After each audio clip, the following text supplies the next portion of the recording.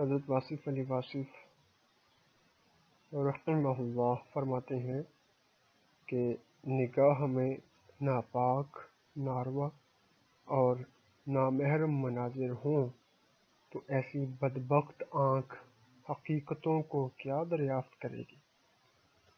جس آنکھ میں ناپاک اور نامحرم مناظر ہوں تو اس آنکھ کو آپ نے بدبخت آنکھ قرار دیا ہے، اور جو باتیں کرتا ہو اپوزٹ جینڈر سے، ٹھیک، ملاقاتیں اپنے کام نکلواتا ہو یا کام کرواتا ہو یا کرتا ہو، ان کے بارے میں پھر آپ خود سوچ لیں کہ کیا کہنا چاہیے ان کو، پھر آپ خود دیکھ لیں۔ یہ سب بہانے ہوتے ہیں کہ یہ ہمارا بہت ضروری کام تھا، یہ ہے وہ ہے۔ نیت صاف تو منزل آسان، اس کے بغیر بھی گزارا ہو سکتا ہے۔ کیا آپ نے وہ ساری چیزیں دیکھ لی تھی پھر آپ نے فیصلہ کیا تھا، یا آپ نے کہا نہیں نہیں نہیں اس کے بغیر میرا گزارا نہیں، جب تک میں نام محرم سے بات نہ کروں تو یہ میرا کام نہیں ہوتا؟ یا آپ اپنے نفس سے اپنے آپ سے پوچھیے گا۔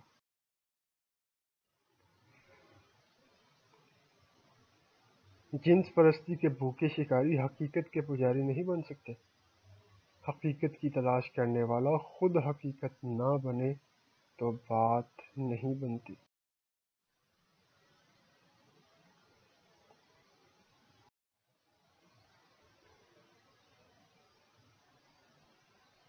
اپنے لیکچر میں حضرت واصف علی واصف فرماتے ہیں کہ اپنی نگاہ کو پاکیزہ رکھیں اور اپنی نگاہ کو ناپاک نہ کریں۔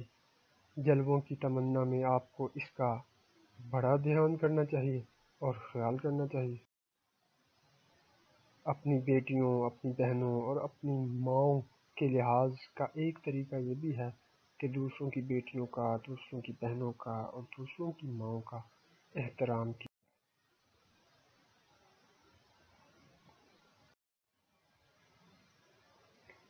ایک اور جگہ آپ فرماتے ہیں کہ آپ نے اپنی نگاہ کو پاکیزہ کرنا ہے۔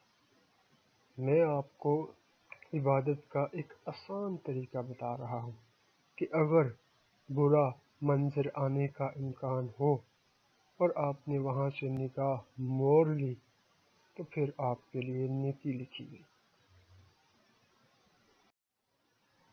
حضرت واصف علی واصف رحمہ اللہ۔